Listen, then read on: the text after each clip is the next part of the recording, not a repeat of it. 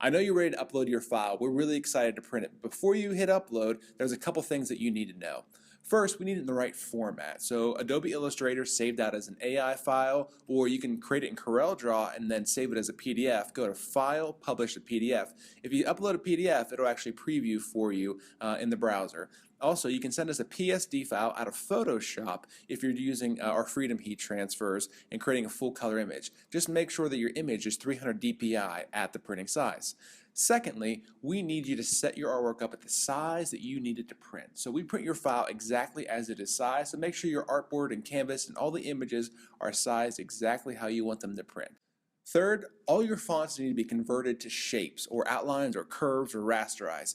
What this means is a font that's still in an editable format, that's still live, is referencing the font library on your computer. So when you send us the file, it's looking for the fonts that may be located on your computer and might be substituted by something else on our end, changing the appearance of your design. We don't want that to happen. So to convert it to a shape so it's no longer referencing that font library, in Illustrator you go to Type, Create Outlines. In COREL, you go to Arrange, Convert to Curves, and in Photoshop, you go to Layer, Rasterize Type. And that'll convert all your type into shapes so that they are no longer editable, and when you upload them, you're going to get the exact results when it goes to press. The fourth thing you need to pay attention to is fine details in your artwork. So any area that there is thin lines or small type that might be printing, you want to check that. And to check that, you can draw a 1-point line, put a stroke on it of just 1 point, and then compare that to the printing areas of your artwork in spot color. In 4-color process, our freedom transfers, the minimum is going to be a 3-point line. So just put a 3-point stroke on that line and compare that to all your fine detail. Any printing area that's below that tolerance might not print when it goes to press. So you might need to thicken some things up before you send them to us.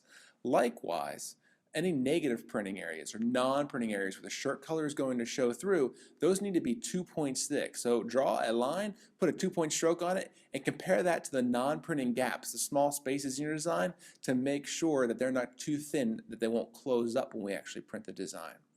Lastly, we need to make sure that your proof looks good. So when you upload your file, select the shirt color you're going to be printing it on. And if everything is contrasting and it looks like there's no non-printing images or colors in your file, then you're good to go. When you hit Add to Cart, if there's anything that you need to correct, you can actually click that proof, upload your own proof, and just save your artwork as a PNG or a JPEG on a contrasting background color so that we can see what is supposed to be printing and what is supposed to be shirt color clearly. If you want to make sure that we're not going to print it, usually people use like a 100% magenta as their background color, and that makes it very, very clear what is printing and what is not printing. That's all you need to do. Go ahead and upload your file. We're really pumped to get it printed out for you. Thanks. For more information on ordering custom heat transfers, visit us online at fmexpressions.com.